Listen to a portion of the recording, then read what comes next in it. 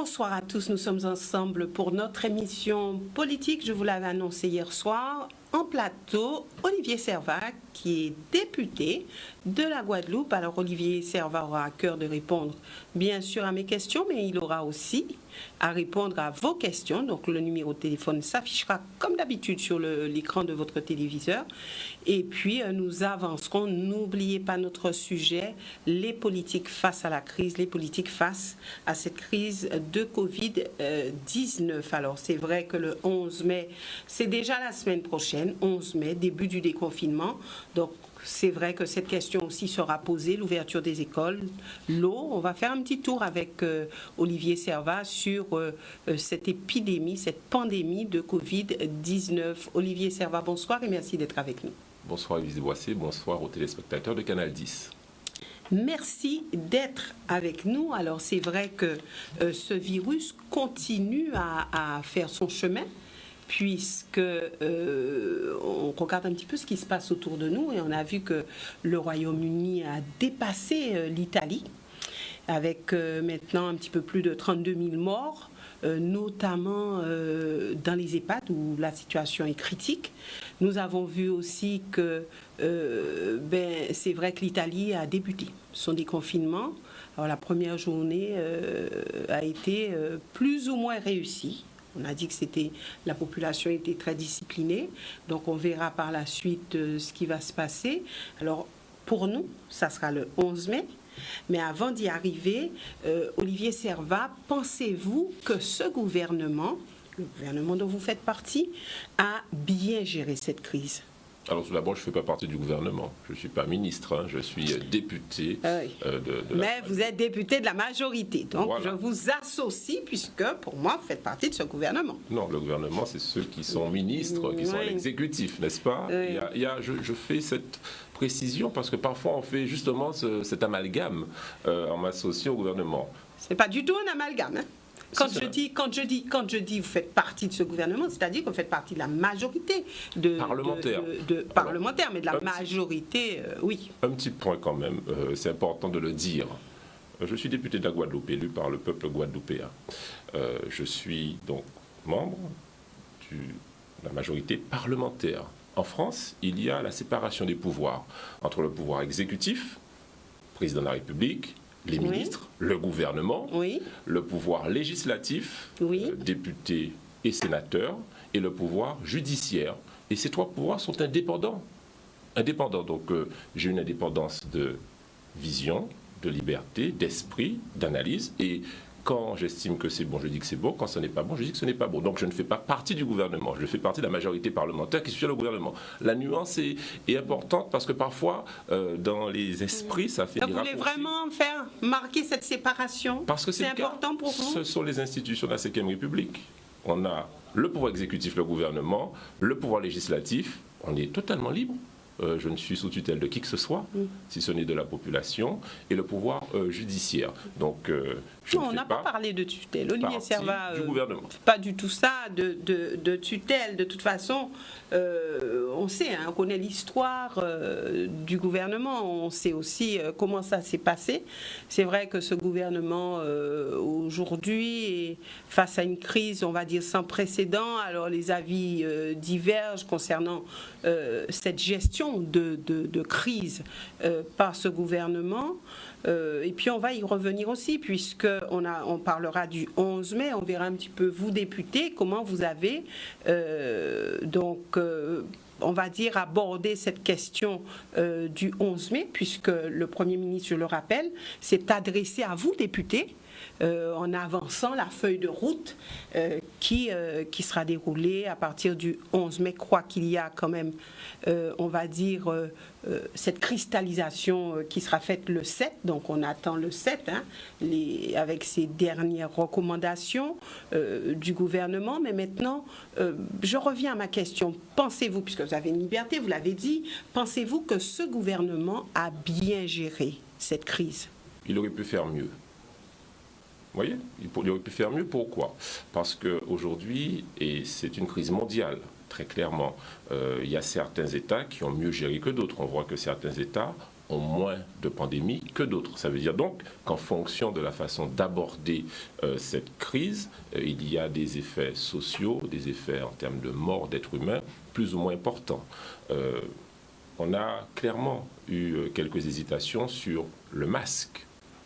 Fallait-il le porter ou pas? Visiblement, au départ, ça n'était pas utile, puis après, ça l'est devenu, sûrement parce qu'il y avait une pénurie. Il aurait été plus simple de dire, nous n'avons pas de masque, il faut qu'on trouve d'autres manières de pouvoir mettre en place des gestes barrières, tout simplement. La question a été posée sur ce plateau même, où il a été dit que ce n'était pas vraiment la raison, ce n'est pas parce qu'il n'y avait pas de masque qu'on a dit à cette population que ce n'était pas forcément obligatoire et que ça pouvait être même dangereux. Moi, je vous donne mon analyse et mon avis en fonction de ce que j'ai observé. Maintenant, je vois aussi qu'au niveau mondial, l'Organisation mondiale de la santé a évolué. Elle disait au départ qu'il ne fallait pas forcément porter le masque. Maintenant, elle dit le masque pour tout le monde. Bon, je crois qu'on n'est jamais assez prudent et que le principe de précaution doit pouvoir s'exprimer. Et donc, aujourd'hui, on doit dire simplement à toutes les personnes les gestes barrières, le port du masque et le Conseil scientifique l'a dit aussi, pour les Outre-mer et donc pour la Guadeloupe, l'une des seules solutions utiles, tester la population pour pouvoir identifier celles qui sont Covid négatives, celles qui sont Covid-19 positives et pouvoir avoir un traitement approprié. Donc voilà, ça aurait été plus simple de le dire très clairement dès le départ. On parle de traitement approprié. Alors, les traitements, aujourd'hui, il y a des controverses. Je ne suis pas médecin, on parle d'hydroxychloroquine associée à d'autres molécules. En tout cas, le premier traitement, c'est déjà respecter le confinement, ce qu'on a fait de façon exemplaire. Hein. Les Guadeloupéens et les Guadeloupéennes ont été très disciplinés dans l'ensemble sur ces endroits. Se féliciter de cela. D'ailleurs, Dieu merci, on touche du bois, il n'y a pas trop de morts, même si on déplore un décès aujourd'hui. Donc, traitement, d'abord, se confiner, les gestes barrières, et ensuite, il faut tester la population. Alors, soit les tests nasopharyngés, soit les tests sanguins, mais à un moment donné, il faudra qu'on y arrive pour discriminer. Pour l'instant, il n'y a pas suffisamment de tests pour tout le monde. Alors, justement, le gouvernement s'est engagé à faire 700 000 tests par semaine. Je vois que la montée en puissance n'est pas encore tout à fait là. Mais en tout cas, pour nos territoires ultramarins, nous avons des spécificités. Nous l'avons fait valoir auprès de ce gouvernement, des spécificités liées à ce que nous soyons, souvent les Outre-mer et la Guadeloupe, entourés d'eau. Donc nous avons une barrière naturelle qui nous permet de ne pas avoir à, entre guillemets, importer du virus. Nuance quand même, puisque c'est vrai, nous sommes entourés d'eau, mais nous sommes quand même dépendants de l'extérieur à un certain niveau. Alors on a vu comment les avions arrivaient, il y a cette saison touristique, alors c'est vrai, hein, il y a l'eau, mais justement il y a l'eau, ça peut être un atout. Et ça peut être aussi un inconvénient parce que les touristes aiment bien venir au soleil, quand il y a du soleil. Ils aiment bien venir aussi à la plage. Donc ça peut être aussi un facteur défavorisant puisque la Guadeloupe, c'est quand même une destination prisée et notamment prisée cette année pour les vacances. Oui, c'est une vraie question qui se pose. D'ailleurs, on n'a pas encore la réponse du gouvernement. Elle a été posée. Le Premier ministre a dit qu'il donnera sa réponse fin mai, début juin. Mais il y a une vraie question. Pour les autochtones, pour les Guadeloupéens, qui aimeraient, pour certains, pouvoir prendre un bain de mer. Mais les touristes, comment font-ils? Pour l'instant, aujourd'hui, la doctrine, comme ils disent, c'est si je viens en Guadeloupe en sortant de notre territoire, quel qu'il soit, y compris la Martinique, mais y compris aussi l'Hexagone, je dois faire une quatorzaine, soit au départ, soit à l'arrivée. À grande échelle, c'est impraticable. Et pourtant, on doit protéger. Donc, on était en lien avec les spécialistes du tourisme aujourd'hui en audition à la délégation d'Outre-mer. Des vraies questions se posent, des questions alternatives. Faut-il tester? Comment tester? Faut-il ouvrir nos frontières? Si oui, comment? Quand? Ce sont des questions auxquelles on n'a pas de réponse, sauf une réponse. Le principe de précaution, le principe finalement d'intelligence collective et le principe de solidarité. Qu'appelle-t-on intelligence collective? Eh bien, par exemple, prenons l'exemple des écoles. Vous Oui, j'allais y arriver, mais allons-y, on peut y aller. Oui, sur ça. Aujourd'hui, qu'avons-nous voté? Le Premier ministre est venu nous parler la semaine dernière et qu'avons-nous voté? Nous avons voté, les députés, un plan de déconfinement progressif. On a voté un plan de déconfinement progressif concerté avec les pouvoirs locaux, régions, départements, municipalités, intercommunalités. Donc on n'a jamais voté une ouverture des écoles. En tout cas, c'est ce qui se dit. Vous avez voté l'ouverture des écoles le 11 mai, sauf Mme Vainqueur qui a voté, qui s'est abstenue. Eh bien justement, c'est faux. Voilà, c'est faux, Madame Boissé, et j'invite tous ceux et toutes celles qui disent ça et qui le répètent à vérifier les choses. La réalité, c'est quoi? C'est pas parce que c'est écrit sur WhatsApp que c'est vrai. La réalité, c'est quoi? C'est qu'aujourd'hui, nous avons voté un plan de déconfinement progressif, concerté. Alors, comme moi, il y a une ligne, les écoles en Guadeloupe vont ouvrir le 11 mai, doivent ouvrir le 11 mai. Donc, c'est totalement faux, ce qui colporte ce type d'information. Maintenant, et c'est ce que nous avons fait en CTAP, là, avec la région, le département, la préfecture et les communautés d'agglomération et les maires, il y a une concertation, deux mêmes concertations, et la majorité des élus locaux, en lien avec l'État, déconcentré, la préfecture, a décidé de n'ouvrir qu'en septembre les écoles. Et vous étiez d'accord pour cela? Bien sûr, puisque aujourd'hui, on doit d'abord mettre en place la sécurité sanitaire de nos enfants, de nos parents, de nos enseignants, des personnels ATOS et ATEC qui travaillent à côté de cela, des personnels qui travaillent souvent, on n'en parle jamais, avec les enfants en situation de handicap, donc les AESH. On doit en parler parce qu'ils sont très proches. Donc si les conditions sanitaires ne sont pas réunies, en aucun cas, on ne peut imaginer de faire rentrer en masse tout le monde à l'école. Cependant, une fois qu'on a dit ça... Restez juste là et vous poursuivrez d'ici quelques instants parce que vous m'ouvrez une fenêtre sur les personnes en situation de handicap parce qu'on parle des écoles primaires, etc. Mais les structures accueillant les personnes en situation de handicap, comment justement doivent-elles fonctionner, puisqu'on va se dire qu'il y a quelques zones d'ombre, puisque ces personnes en situation de handicap ne sont pas forcément capables de maîtriser les gestes barrières et tout ça, et on n'en parle pas suffisamment. Alors les écoles, oui, mais les structures accueillant les personnes en situation de handicap, que va-t-il se passer? Une vraie question. Moi, j'ai été interpellé par beaucoup de mes amis qui sont, je vous le disais, AESH, qui accompagnent les personnes, les enfants en situation de handicap, et elles sont tout d'abord... Enfants ou adultes? Absolument. Mais elles sont scandalisées, parce que premièrement, on ne parle jamais d'elles. J'ai eu à poser cette question-là au Premier ministre, parce qu'il y a une mission d'information au plus haut niveau de l'Assemblée nationale, et où il a dit qu'effectivement, on ne pourra jamais envisager de recevoir ces personnes-là si les conditions sanitaires, en clair, il faut des gants, il faut des masques, et il faut aussi un protocole de régulation. Et aujourd'hui, les réponses ne sont pas encore données. Mais pourtant, il faudra bien le faire. Le ministre de l'Éducation nationale a évalué, a proposé quelque chose, mais le maître mot, c'est concertation avec le monde de l'éducation. Et c'est ce qui se fait, c'est ce qui est en train de se faire, et ce qui aboutira à ce que la majeure partie des écoles n'ouvrent pas maintenant. Maintenant, faut-il stigmatiser, indexer les chefs des unités qui proposent progressivement de mettre en place quelque chose? S'ils le peuvent, si c'est concerté, si c'est d'accord, si ça a fonctionné bien avec les enfants des soignants, puisque c'est déjà le cas, avec les enfants des médecins, des infirmiers qui aujourd'hui sont à l'école, eh bien il faut essayer de voir ce qui peut être retiré de cela, l'expérience, comment ça fonctionne, oui, non, pas bien, est-ce qu'il y a eu des contaminations, si ce n'est pas le cas, quelle en a été l'expérience pour que progressivement nous soyons prêts pour que l'ouverture se fasse totalement en septembre. Mais rien n'empêche quand même, en concertation, de tester un peu avant comment ça fonctionne. Je crois que le maire de Petit-Bourg a cette idée-là. Il faut observer avec prudence, mais sans indexer. Une petite partie des enfants.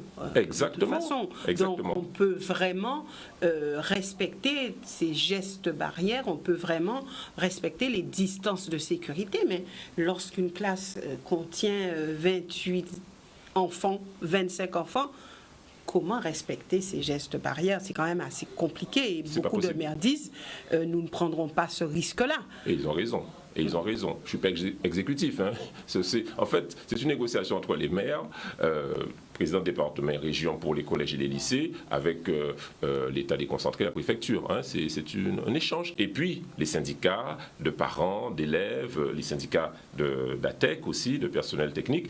C'est une communauté qui doit avancer ensemble. Mais si vous aviez été maire, vous auriez dit non à cette ouverture du 11 mai. Ça dépend de là où j'aurais été maire. N'est-ce pas? Si j'imagine que j'étais maire de Petit-Bourg et que le maire de Petit-Bourg estime que sur certaines écoles, dans certains cas, en petits groupes, c'est envisageable de tester et que les parents sont d'accord et que le monde éducatif est d'accord, pourquoi pas? Si j'étais dans une autre municipalité où je constate... On va dire Abim, c'est au plus près de vous. Je constate donc que les écoles ne sont pas prêtes. J'ai entendu le maire des Abim dire que ces écoles ne sont pas prêtes et que son personnel n'est pas prêt. Eh bien, il faut faire preuve de prudence et ouvrir en septembre et se préparer à ouvrir en septembre dès maintenant. Ah oui, donc dès maintenant se préparer à ouvrir en septembre. Donc c'est vrai que là aussi les maires sont pour la plupart, je dirais, assez prudents, puisque s'il y a un problème, c'est vrai que la responsabilité est comprise au maire. Alors oui, c'est vrai. Alors le gouvernement a fait passer aujourd'hui au Sénat un allègement de la responsabilité des élus locaux sur cet aspect-là, parce qu'ils ont raison. Souvent, on prend des décisions et quelques mois, quelques années, des décennies après, il y a parfois le retour de bâton et on ne peut pas jouer avec la santé de nos écoliers. Alors qu'est-ce que le gouvernement dit sur ça?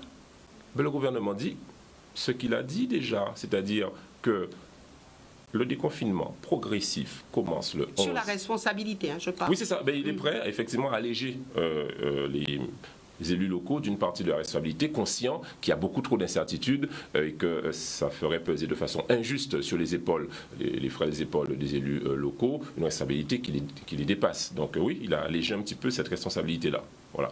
Et pareil, personne n'est forcé, personne n'est contraint. Concertation, déconfinement progressif, en mettant en place d'abord la sécurité sanitaire de la population. Je crois que c'est une logique à laquelle personne n'est contre. Nous reviendrons en deuxième partie d'émission sur cet aspect économique, parce que c'est vrai, fermeture des écoles, ok, mais avec des incidences, puisque les parents seront bien obligés de repartir au travail. Alors, comment ça peut se passer, comment ça peut se mettre en place et surtout, comment relancer l'économie après, on va dire, quasiment 2 mois de fermeture des entreprises, et nous y reviendrons d'ici quelques instants.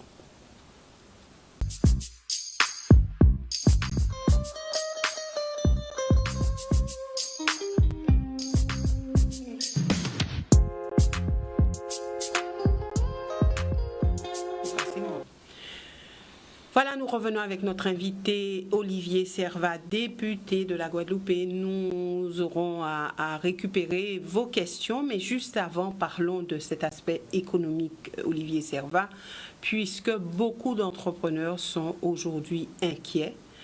2 mois, quasiment 2 mois après la fermeture des entreprises, on se demande ce qui va réellement se passer, surtout qu'il est question de déconfinement progressif. Alors, selon vous, est-ce qu'il faut être pessimiste sur la question? Est-ce qu'il faut quand même garder espoir? Est-ce qu'on peut parler de relance, de boom économique après ce confinement, on va dire, de 2 mois?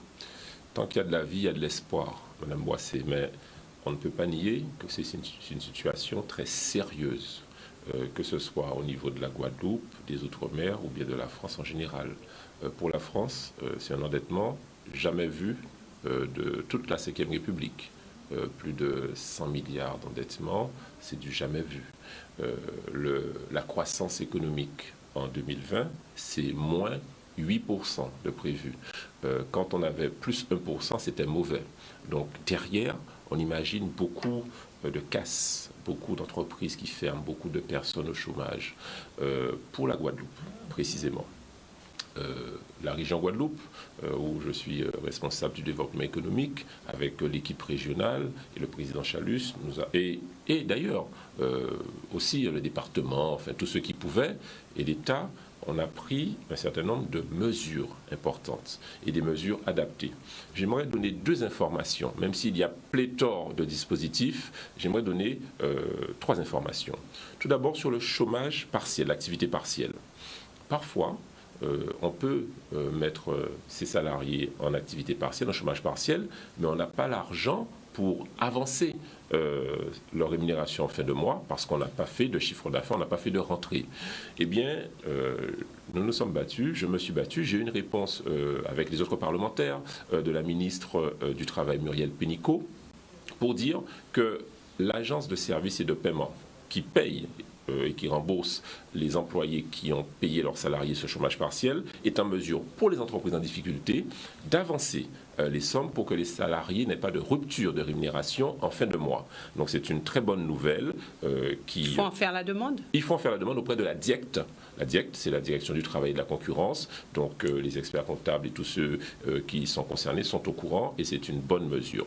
Deuxième mesure, que la région Guadeloupe, cette fois-ci, a prise de sa propre initiative et qui fonctionne très bien, c'est le fonds d'urgence. Vous savez, on vous dit souvent, vous aurez des aides, vous aurez des prêts, vous aurez des subventions, mais souvent les conditions pour les avoir sont tellement compliquées et drastiques que l'entrepreneur, le petit entrepreneur, 75%, Madame Boissy, des entreprises, ont 0 salarié et donc n'ont pas une structure administrative en mesure de les accompagner pour obtenir ces différentes aides. Eh bien, la région s'est dit, je crée ce fonds d'urgence pour les entreprises, y compris de 0 salarié, jusqu'à 5 salariés.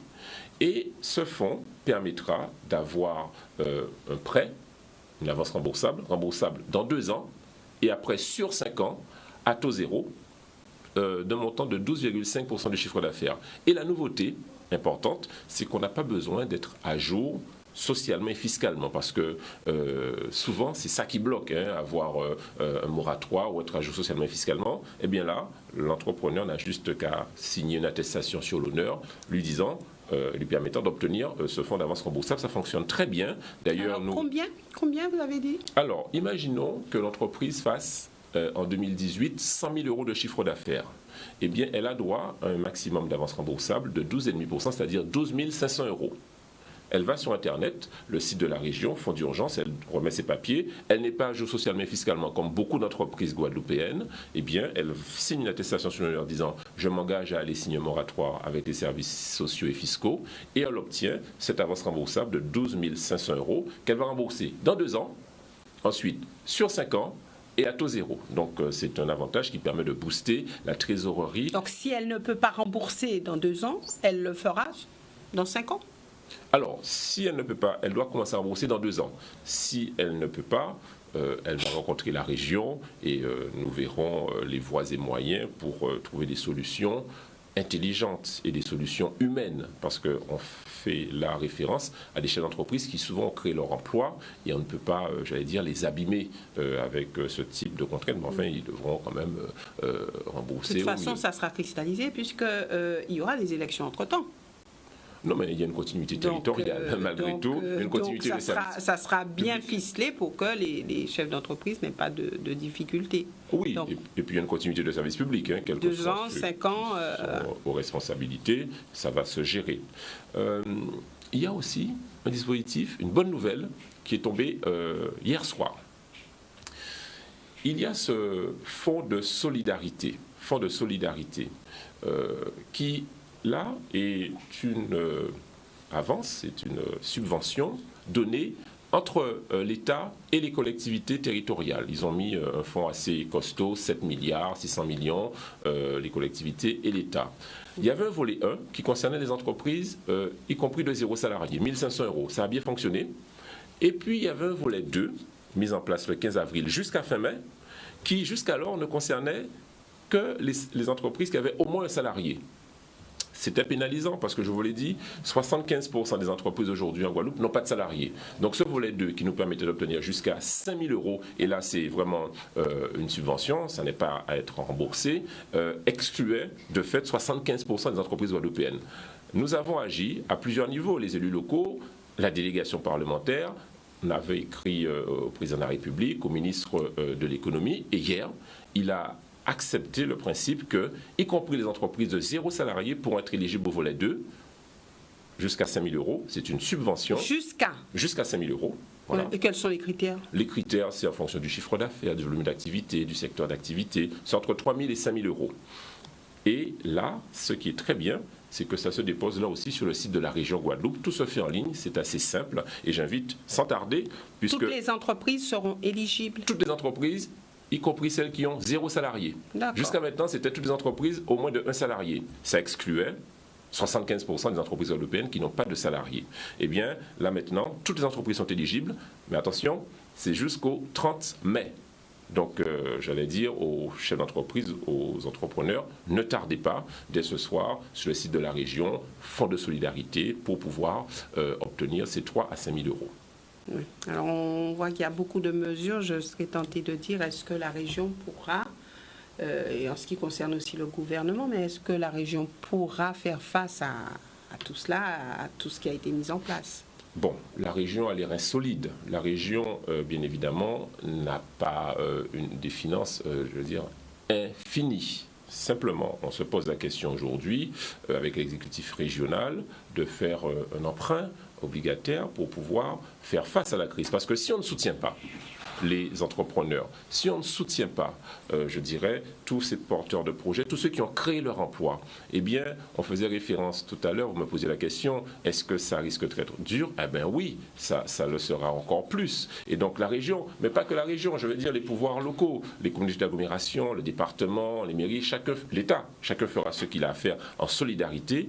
Parce que si on ne soutient pas, eh bien, ça veut dire que ce sont des personnes qui vont émarger à Pôle emploi et qui vont coûter aussi des euros et ils ne seront pas, je dirais, dans l'activité économique et ça n'est pas bon pour la Guadeloupe. Donc, oui, la région fera face parce qu'elle est chef de file du développement économique. Oui, la région est déterminée parce qu'elle a les reins solides financièrement à mettre en place des moyens extraordinaire, exceptionnel, lié à cette crise du Covid.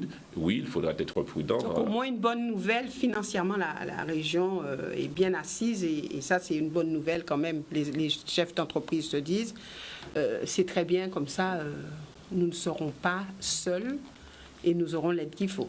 Oui, bien évidemment, avec une certaine limite, parce que la région ne pourra pas tout lâcher. Mais enfin, on doit un petit peu injecter des euros dans l'économie pour que celle-ci reprenne, pour que ceux qui sont en difficulté puissent tenir, parce que ce sont des Guadeloupéens et des Guadeloupéennes. Le gouvernement doit faire preuve de solidarité. Nous sommes en difficulté, la région dit, chez nous, ça va très bien. Donc, preuve qu'on peut bien faire sur le plan local.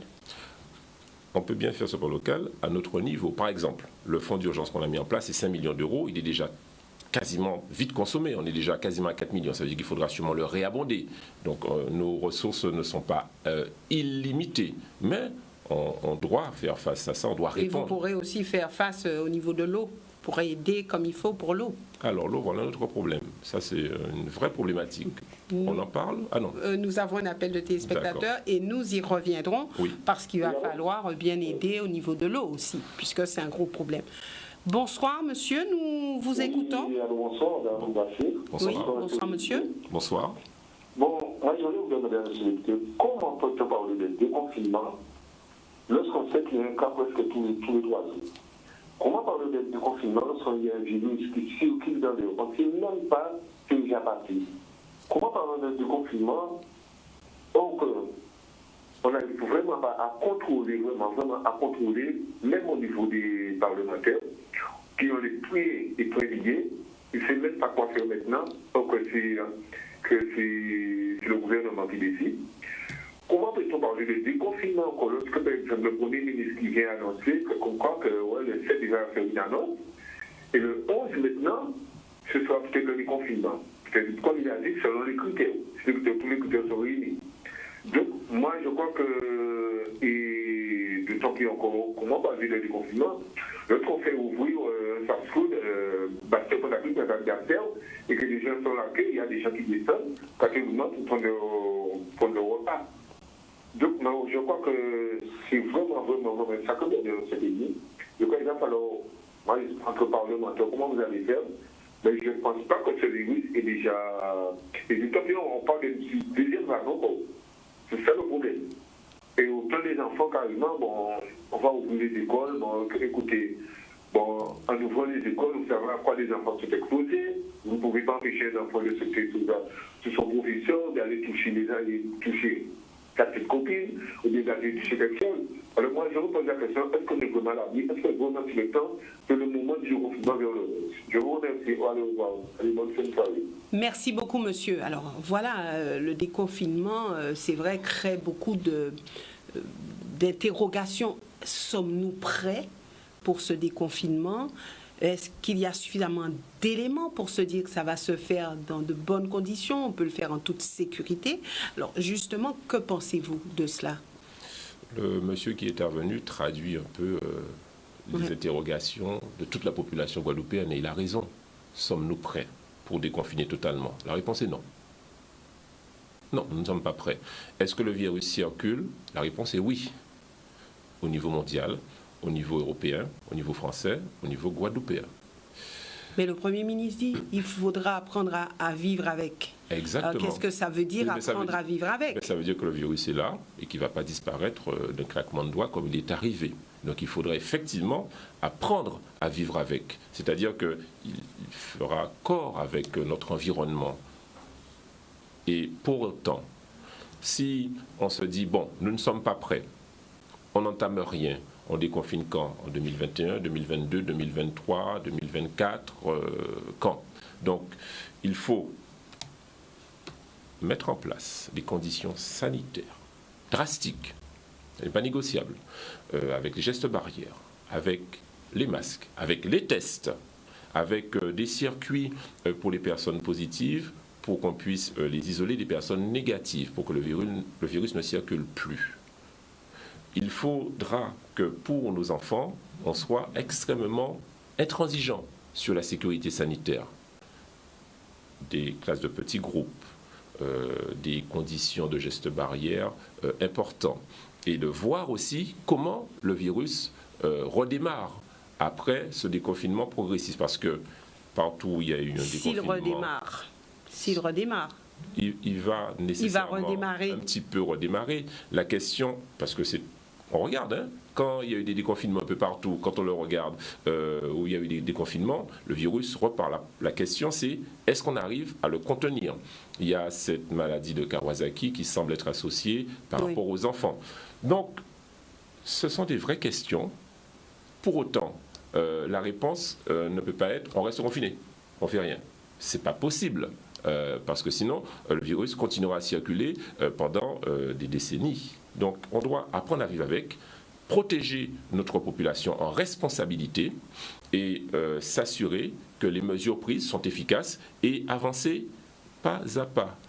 Jusqu'à ce qu'on trouve un vaccin ou un traitement? Oui, le vaccin, apparemment, il n'est pas prévu avant 10 mois, 1 an, 24 mois. Donc, entre-temps, il faudra bien que nous puissions progressivement, prudemment, avec intelligence collective, avec le bon sens de la population et sa prudence, arriver pas à pas à envisager une vie à peu près normale en tenant compte de ce virus qui est là et qui ne va pas disparaître de sitôt. Donc la question de monsieur est fondamentalement et tellement pragmatique, c'est celle d'un Guadeloupéen qui se pose les vraies questions. On n'a pas toutes les réponses, visiblement. Le gouvernement n'a pas toutes les réponses, personne n'a toutes les réponses. Mais pour autant, on doit y aller pas à pas, prudemment et en concertation. Nous repartons du côté du téléphone. Bonsoir, vous avez la parole. Oui, merci. Allô? Oui. Bonsoir, Madame Boissel. Bonsoir. Bonsoir. Deux questions, Monsieur Servat. Il a éclipsé votre question, Madame Boissel, à propos des tests. En métropole, ils n'entendent pas. Je ne comprends pas comment il veut tester des Guadeloupéens avec quel type de test. C'est pas comptable, ça. Ça, c'est réel. D'accord? Dans le bon sens de la population, qu'est-ce qu'il appelle le bon sens dans la population? Quand la France n'a pas de médicaments, ils n'ont pas de curare, ils n'ont rien, le virus revient à nouveau, on fait quoi? Si la France n'a pas, nous n'avons pas. D'accord? Comme on ne produit rien maintenant en France. Et je dis à vous, produisez parce qu'en France on produit rien. Mais M. Servat, expliquez-moi où vous allez récupérer les tests, d'accord? Déjà les masques, vous nous avez mené en bateau, votre gouvernement et vous-même, à droite et à gauche. Personne n'était capable de dire la vérité au départ, on n'en a pas. Tout un chacun, nous aurons compris. Regardez maintenant à quel taux il est votre président. C'est à cause de tous ces mensonges, d'accord? Donc essayez de m'expliquer pour les tests, s'il vous plaît. Madame Boisset vous a posé la question à 2 reprises. Vous n'avez pas su répondre, on aura des tests. Où prenez-vous les tests? Là, on aura un vaccin c'est 4 mois. Même si vous n'êtes pas médecin, mais M. Boisset, un vaccin c'est 3 ans, 2 ans, d'accord? Donc le coronavirus du Covid-19, nous l'aurons pour un bon moment et nous attendons sur nos politiciens. Il n'y a pas que Jalus et Mme Borel. Hein. Il y en a qui ont voté pour vous. Donc de temps en temps, prenez aussi des positions et ne dites pas J. Arrêtez de me parler en J. Quand vous posez des questions en tant que sénateur, en tant que député, en tant que tout ça en Guadeloupe, c'est vous. D'accord? Arrêtez avec votre moi comme M. Macron. Merci, j'attends votre réponse. Au revoir. Merci, madame. Olivier Servat, alors, elle a parlé de bon sens. Qu'est-ce que ça veut dire, bon sens de la population? Alors, on a parlé de masques et de tests. Alors, il faudrait peut-être éclaircir pour cette téléspectatrice. Oui, tout d'abord, merci madame, mais enfin, moi, je ne mène personne en bateau. Je suis député, donc je ne suis pas exécutif. Vous voyez? Le député, c'est quoi? Parce que souvent, on a l'impression qu'on peut faire tout. En fait, le député, il vote des lois et il contrôle l'action du gouvernement. Et il fait passer des messages. Il peut interpeller le gouvernement. Il fait passer des messages oui. Et il contrôle l'action du gouvernement. Oui. Mais ce n'est pas moi qui ai parlé de tests ou de masques, etc. Moi, ce que je dis, c'est que, n'étant pas médecin, j'écoute ce que le conseil scientifique dit. Il dit, pour la Guadeloupe, il faut tester pour s'assurer de qui est positif et qui est négatif. J'ai entendu le Premier ministre dire qu'il va monter pour la France à 700 000 tests semaine pour s'assurer que le virus ne reparte pas. Et ça, c'est pour toute la France. Et donc pour la Guadeloupe, nous faisons partie de la France. Oui, mais 700 000 tests pour toute la France. Alors, quelle est cette partie qui nous sera destinée? On lui a posé la question, il a dit que les Outre-mer faisant partie de la France, donc les mêmes conditions et la même doctrine seront appliquées. Mais combien de tests? C'est surtout cette question qui se pose encore et encore. Rappelez-vous, très tôt, le syndicat UGTG a interpellé, a dit oui, il faut tester cette population. Et très tôt, et vous savez après ce que ça a été, tout ce que ça a fait, mais ce syndicat avait dit qu'il fallait tester la population déjà depuis presque le début de cette épidémie. Donc nous sommes d'accord. Pour le nombre de tests, vous savez bien que moi je ne suis ni médecin ni directrice générale de l'ARS, donc il faudra poser la question aux personnes compétentes pour cela. Moi, on est député. On est là pour retranscrire le sentiment de la population et avoir une certaine cohérence. Et du bon sens, c'est quoi? Le bon sens, c'est de se dire, si on ne connaît pas le statut sérologique des personnes, si elles sont positives ou négatives, eh bien, on ne va pas bien avancer sur la maîtrise du virus. Alors, c'est ce que nous encourageons les responsables, qu'ils soient locaux ou étatiques, à faire. Nous, notre job, c'est de dire est-ce que ce qui nous est présenté est cohérent ou pas? Est-ce que ce plan de déconfinement progressif va dans le bon sens? Oui, dans la mesure où on doit avoir des tests. Les 700 000 tests, combien pour la Guadeloupe? Eh bien, mais justement, c'est ça. À chaque fois que cette question revient, je l'ai posée à plusieurs reprises, mais personne ne sait. Je ne suis pas médecin, je n'ai pas les quantités pour la Guadeloupe. Mais surtout, que dit le gouvernement? Combien de tests pour nous? Combien de tests semaine? Alors, on était à 1000 tests.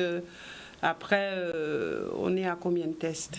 Il faut, en tout cas, ce qu'a dit le conseil scientifique, c'est qu'il faut augmenter le volume de tests et y mettre les moyens. C'est ce qu'on a dit au gouvernement, il doit augmenter le nombre de tests en Guadeloupe. Combien? Eh bien, on n'a pas la réponse. Peut-être le 7, il nous le dira. Il y a des zones d'incertitude, hein, clairement. Et trop de zones d'incertitude? Évidemment, trop de zones d'incertitude, on l'a déjà dit. On doit avancer pas à pas. Et je ne crois pas dire je dis simplement ce que j'ai fait comme travail avec les autres parlementaires. Parfois, on agit individuellement, en groupe, et évidemment, il n'y a pas des Guadeloupéens qui seraient plus Guadeloupéens que d'autres. Non, je suis Guadeloupéen, je travaille dans l'intérêt de la population guadeloupéenne, à mon niveau, selon mes possibilités, et je ne suis pas décisionnaire, je ne suis pas exécutif local, je n'ai pas de budget, je n'achète pas de masques, je n'achète pas de tests, mais enfin, on peut dire qu'à la fois les pouvoirs locaux, départements, régions, communautés d'agglomération, mairies, doivent pouvoir jouer le jeu. Ce qu'ils font selon leurs possibilités, c'est bien. Avec l'État, aujourd'hui, la réponse est visiblement insuffisante. L'Allemagne a testé beaucoup plus, les résultats s'en font sentir. La France doit trouver des solutions. J'ai vu qu'il y a des laboratoires privés qui tentent de pouvoir tester en drive comme en Martinique sous prescription médicale. Ça va dans le bon sens. Est-ce que c'est suffisant? Non. Est-ce qu'on a suffisamment de tests aujourd'hui en Guadeloupe? Non. Est-ce qu'on doit avancer prudemment? Oui. Donc je crois que tout le monde est d'accord sur cela et ce n'est pas la peine de vouloir indexer un tel ou un tel puisque chacun veut, je crois, la sécurité des Guadeloupéens.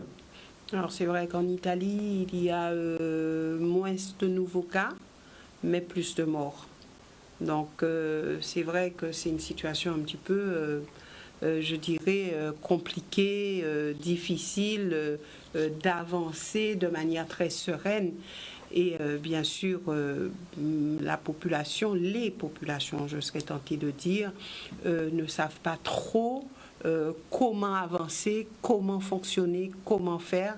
Alors, heureusement, les gestes barrières sont appliqués un petit peu, je vais dire, de manière très systématique par la population. Alors, aujourd'hui, on parle de déconfinement, mais est-ce que, selon vous, jusqu'au 11 mai, il est nécessaire de garder le couvre-feu? Alors, on faisait référence à l'Italie, je réponds à votre question, et à l'Espagne. Parlons de la Slovaquie. Je regardais un reportage de la Slovaquie, très tôt a confiné, très tôt a testé, très tôt a mis en place le port du masque obligatoire, et très tôt aujourd'hui maintenant a déconfiné, et aujourd'hui le virus ne repart pas. Donc on sait comment faire pour contenir ce virus. Bon, maintenant, il faut les moyens. Oui, il faut les moyens. Il faut les moyens en masque, en test, en gel hydroalcoolique, en brigade aussi pour pouvoir faire le recoupement des personnes qui ont contaminé d'autres et pour pouvoir les tester. Oui, il faut tout ça. Il faut un contrôle drastique. De qui? Oui, il faut ce qu'on fait aujourd'hui en Guadeloupe. Ça fonctionne bien. Hein. Dieu merci, aujourd'hui en Guadeloupe, pour l'instant, on est bien par rapport à d'autres départements ultramarins.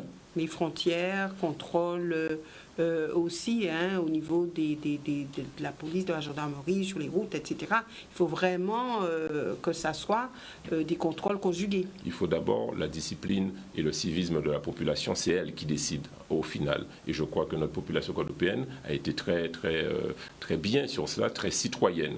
Bien évidemment, on ne peut pas éviter quelques contrevenants et donc il faut sûrement les encadrer. Le couvre-feu jusqu'à 20h, donc là ça va prendre fin, j'imagine, très bientôt. Enfin, en tout cas, nous attendons là aussi la négociation entre les pouvoirs locaux, la préfecture et les pouvoirs départements, régions, etc.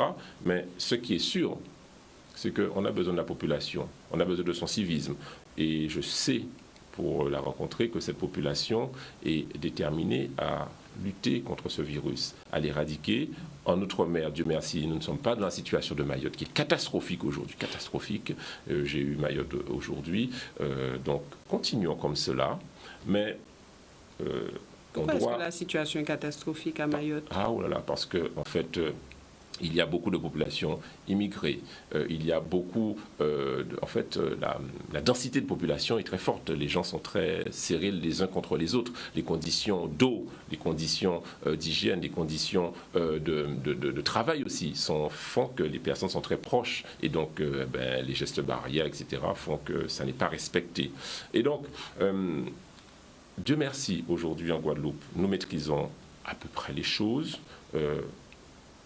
Tout le monde est d'accord à dire qu'on ne va pas rester confiné toute sa vie. Je crois que tout le monde peut le dire, ça. Nous avons quand même un talon d'Achille, l'eau.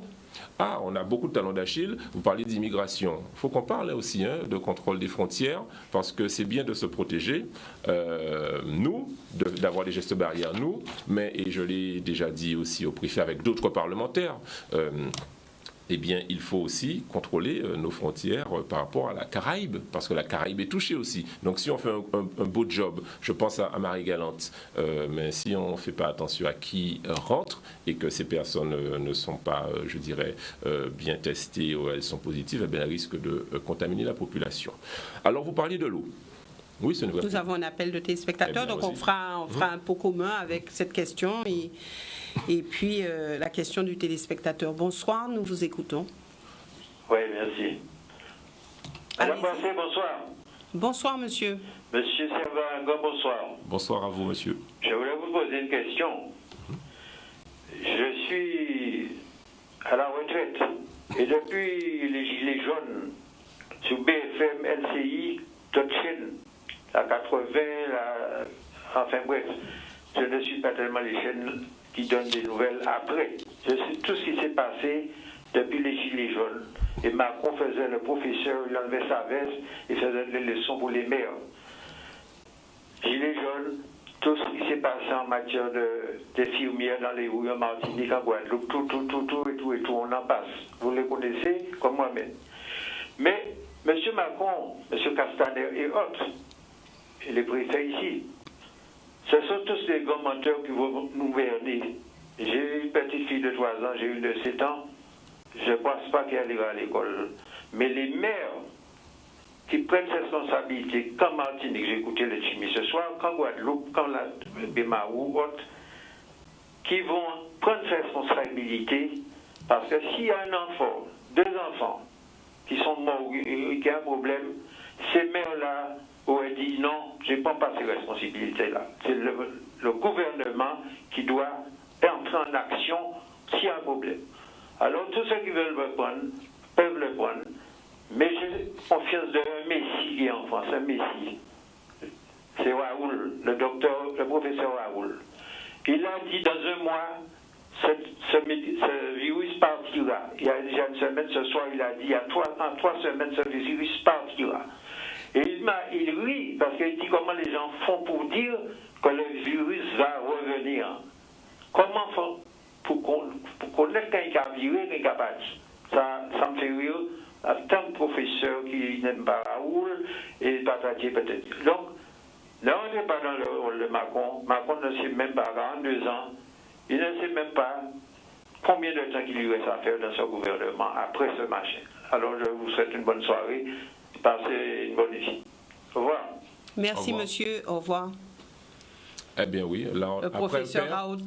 Oui, il a raison. Après le père, on a entendu un grand-père. Ce sont des personnes qui sont les plus exposées, puisqu'on sait que celles qui sont le plus touchées durement par le Covid ont souvent plus de 65 ans, avec les comorbidités.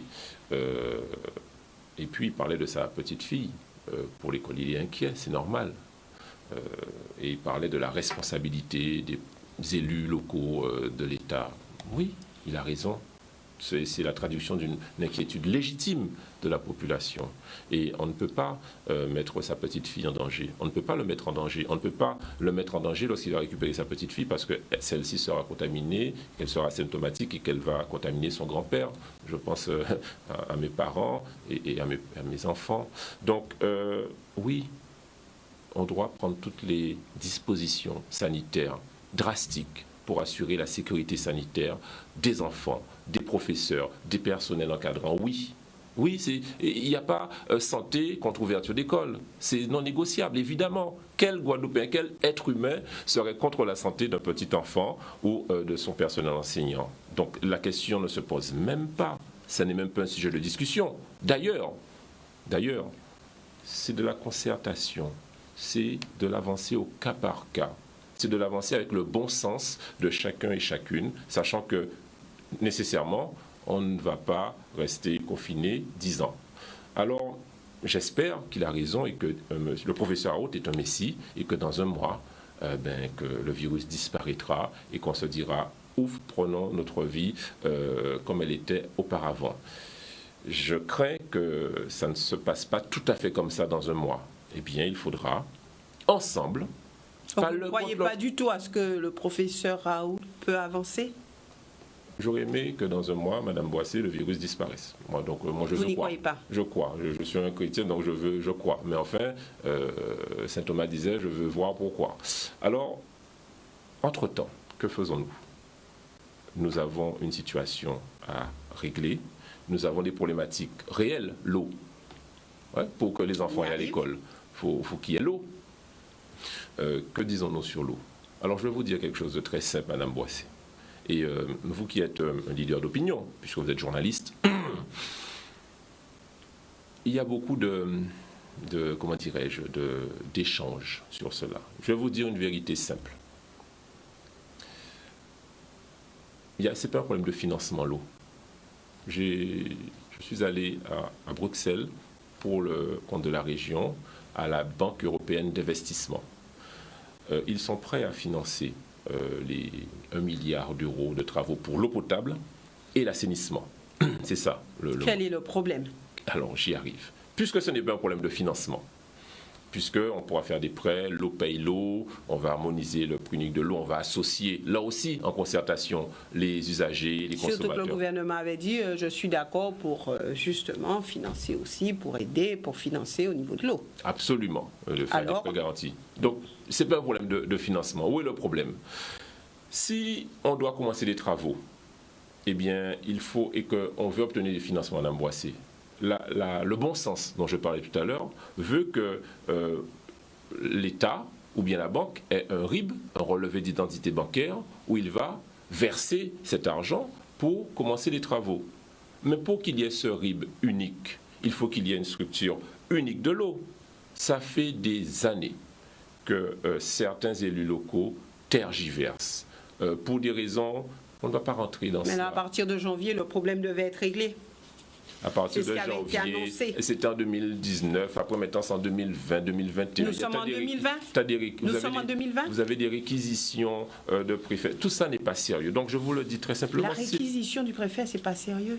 Non, ce qui n'est pas sérieux, c'est qu'on traîne trop sur cette structure unique de l'eau, Madame Boissé. Donc, en tant que leader d'opinion, je vous invite simplement à demander à vos différents protagonistes, ceux qui sont compétents sur l'eau, où est la structure unique pour le RIB, pour verser l'argent, et ce n'est pas un problème d'argent, on aura les financements bancaires, on aura les subventions. Donc, retenez bien, Madame Boissé, pour qu'on avance sur ça sérieusement et qu'on fasse ces travaux, il faut une structure unique qui ait un RIB pour qu'on puisse verser l'argent. Aujourd'hui, vous versez l'argent où? Il n'y a pas de RIB. Donc, à qui on verse l'argent? En janvier 2020, il était prévu que cette structure unique prenne sa vitesse, soit créée, oui, que le SIAC n'existait plus et que les choses rentrent dans l'ordre. Oui. Alors, où en est-on? Eh bien, je vous pose la question, Madame Boissé, où en est-on? Où est cette structure unique? Effectivement, que font-ils les responsables de l'eau? Ceux qui se sont engagés en janvier à avoir une structure de préfiguration et la mettre en route totalement à partir de juin 2020. Qu'est-ce qui coince alors? Je vous pose la question autrement. Qu'est-ce qui coince? On n'a pas de structure unique. Qu'est-ce qui coince? Ben, la volonté politique de ceux qui décident de mettre en place cette structure unique. Alors, depuis des années, il est dit aux Guadeloupéens, ce qui manque, c'est la volonté politique. Mais où chercher, où trouver cette volonté politique? Ceux qui sont compétents pour gérer l'eau. Alors, qui est compétent pour gérer l'eau, Madame Boissé? Aujourd'hui, qui a la compétence pour gérer l'eau? Ce sont les communautés d'agglomération. Leur viennent en aide le département, la région, l'État. Mais la compétence, ceux qui décident de créer cette structure unique ou pas, ce sont les communautés d'agglomération. C'est de ce côté-là qu'il faut chercher. Mais tous les présidents de communauté étaient d'accord? Eh bien, regardez de plus près, Madame Boissé, s'il vous plaît. Et vous verrez. Alors, ils étaient d'accord sans l'être vraiment, c'est ça? Vous savez, on n'est pas là pour polémiquer. On est dans une situation... Parce que rappelez-vous, ils étaient tous d'accord pour que cette structure unique voie le jour. Certains font semblant. Ah, c'était du semblant. Et donc, on n'est pas là pour polémiquer. Oui. On est dans une situation de crise, de Covid-19, où on voit que si on veut aller à l'école, il faut de l'eau. Il faudrait peut-être nous dire ceux qui font semblant. Mais faites votre action d'investigation. Vous savez peut-être plus que moi, plus que nous. Je vous ai donné un indice, ce sont les communautés d'agglomération qui décident. Je sais. Mais ils avaient dit oui. Ils avaient dit oui pour cette structure unique. Eh bien alors, où est-ce qu'on en est? Invitez-leur sur le plateau. Mais vous savez peut-être plus que moi, donc qui fait semblant? Non, je préfère dire qu'il faut qu'on avance tous ensemble, sans polémiquer. L'eau, ce n'est pas une question politique. C'est vraiment une question, on doit avancer ensemble. Là, on est au pied du mur. C'est une question de volonté politique. Je le répète, c'est une question de volonté politique de ceux qui sont responsabilités de l'eau. J'ai entendu le président Chalus dire, il y a 10 jours, je ne mettrai pas encore de l'argent s'il n'y a pas de structure unique de l'eau. Ben, on attend désespérément. Alors, regardez du côté de ceux qui sont responsables de ça. Voilà, ben, vous reviendrez sur ce plateau pour nous donner des noms et nous dire qui, justement, fait semblant, Olivier Servat. Comme ça, on avancerait peut-être un petit peu plus concernant ce sujet de l'eau. Eh bien, écoutez, moi, je vous ai dit qu'aujourd'hui, c'est un travail de solidarité, qu'on ne doit pas indexer l'un l'autre, que j'ai une volonté. En principe, il faudrait qu'il y ait maintenant des preuves d'amour et de réalisation. Merci Olivier Servat d'être venu sur ce plateau. Merci à vous. Merci aussi à vous téléspectateurs de nous avoir suivis. Demain, nous partirons du côté de la Chambre des métiers avec le président de cette Chambre de métiers et de l'artisanat de la Guadeloupe. Donc préparez déjà vos questions puisque on parlera avec lui de relance des entreprises et voir un petit peu s'il y a une embellie ou s'il y aura après le 11 mai une embellie pour ces entreprises. En tout cas, restez à l'écoute de nos programmes et une excellente soirée à tous.